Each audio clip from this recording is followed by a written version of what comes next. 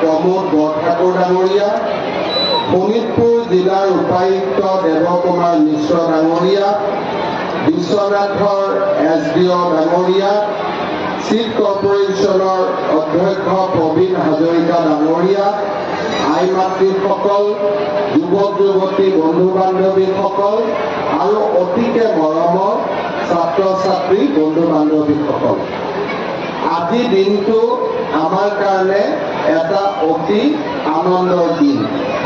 ৰাতিপুৱা মই বৰচলাৰ অৰুণ চাহ বাগিচাত গৈছিলোঁ।